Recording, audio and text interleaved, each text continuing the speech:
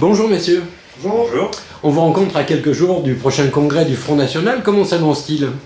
Écoutez, de façon très positive, aujourd'hui Franck Alizio qui a été nommé ambassadeur par Marine Le Pen, qui est aussi d'ailleurs vice-président du groupe au Conseil régional PACA, vient aujourd'hui à la rencontre des militants du Var pour leur expliquer en quoi consiste cette refondation, mais aussi pour les écouter et pouvoir remonter à la présidente un petit peu ce qu'il entend dans l'ensemble des fédérations dans lesquelles il va.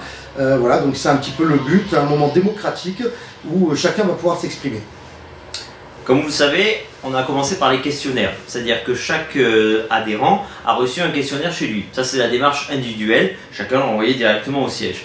Et Marine a considéré qu'il fallait aussi du dialogue, de l'échange, il fallait de l'humain, il fallait du lien là-dedans. Et c'est à partir de là qu'elle a désigné 18 ambassadeurs à travers toute la France, chacun à sa région. Moi, je joue à domicile, je n'ai pas qu'à Écorce. Et on fait ces réunions où on invite tous nos adhérents à venir nous poser toutes leurs questions et surtout recueillir leurs propositions. Et on remet tout à plat. Ça part de pourquoi aujourd'hui on s'engage au front, à notre organisation locale, notre organisation nationale, notre programme, notre stratégie électorale. Voilà. Et tout cela fait l'objet d'une note que je fais remonter réunion après réunion. Donc moi j'ai des grosses fédérations comme vous le voyez avec les Bouches-du-Rhône et le Var et quelques autres. Donc j'ai 16 réunions sur le terrain auprès des militants et chaque réunion fait l'objet d'un compte rendu qui est remonté vers la présidente. Le départ de Florian Philippot vous impose de changer votre ligne ? Non, pour le coup, le départ de Florian Philippot ne change pas grand-chose. La ligne était arrêtée par la présidente. C'est la ligne du Front National. Non, honnêtement, il n'y a rien qui a changé chez nous. On a clarifié certaines choses sur l'Europe et sur l'euro parce que nous avions peut-être été mal compris, nous étions peut-être mal exprimés sur ces deux sujets. C'est d'ailleurs très bien ressenti et sur le terrain et par nos adhérents. Mais à part ça, rien n'a changé.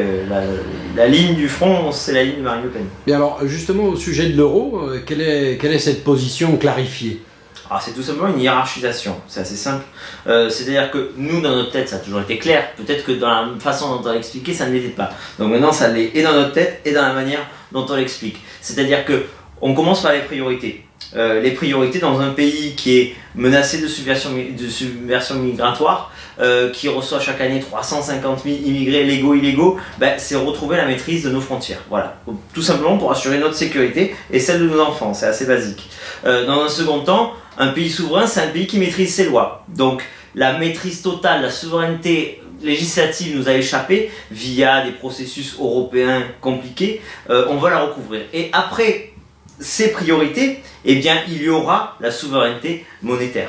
Et c'est une troisième étape, c'est par exemple à la fin du quinquennat. Voilà. Ce calendrier et cette priorisation, elle méritait d'être précisée. Maintenant, elle est précisée. Notre priorité, c'est de s'attaquer à l'urgence. L'urgence, c'est la sécurité. Une dernière question, si vous le permettez. Monsieur Vocaliti, vous étiez plutôt considéré comme un proche de Jean-Marie Le Pen. Comment réagissez-vous aux derniers événements ? Écoutez, la justice a rendu une décision que j'ai d'ailleurs du mal à comprendre. Et d'ailleurs, je pense que beaucoup de personnes ont du mal à comprendre. D'ailleurs, même certains médias, au vu de ce que j'ai entendu ce matin, c'est que la justice dit que Jean-Marie Le Pen n'est plus adhérent du Front National, mais que par contre, il peut quand même être président d'honneur. C'est totalement incohérent. On ne peut pas faire partie d'une structure où on n'est pas adhérent et où on a été exclu. Donc la justice, on se rend compte sur ce point-là que quand elle peut ennuyer le Front National, elle ne se gêne pas. Sur avec Jean-Marie Le Pen, oui, ils sont connus.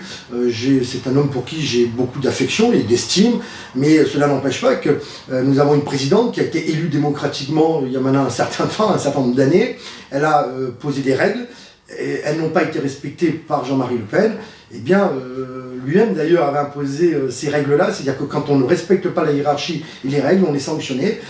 Ça a été le cas aussi pour lui. Voilà, donc le prochain congrès d'ailleurs, nous développons des nouveaux statuts où il sera aussi question de cette fonction de président d'honneur. Les adhérents voteront en toute on prend toute démocratie, comme d'ailleurs ça a été le cas, je le rappelle, il y a eu un congrès postal il n'y a pas très longtemps, et dans leur grande majorité, les adhérents souhaitaient supprimer cette fonction, parce qu'évidemment, ça crée un peu un trouble entre la fonction du président d'honneur. Non, il y a une chose qui est claire, nous avons une chef, c'est Marine Le Pen. Est-ce qu'on peut s'attendre à l'occasion de ce congrès de saluer le retour de Marion Maréchal Le Pen, ou ce n'est toujours pas l'ordre du jour? Non, Marion a fait un choix, elle a pris une décision qui est personnelle et non politique. Si elle revient un jour, c'est pas dans quelques semaines, dans quelques mois. Non, il faut lui laisser le temps de s'accomplir dans ce qu'elle a évoqué, notamment sa carrière professionnelle, dans sa vie de famille. Et après, elle fera elle-même ses propres choix, elle doit être poussée par personne. Bien évidemment, si demain elle prenait la décision de revenir, elle serait bienvenue dans nos rangs, bien évidemment, mais je ne pense pas qu'aujourd'hui elle soit dans cet état d'esprit actuellement. Eh bien écoutez, je vous remercie, je vous dis à très bientôt. Merci.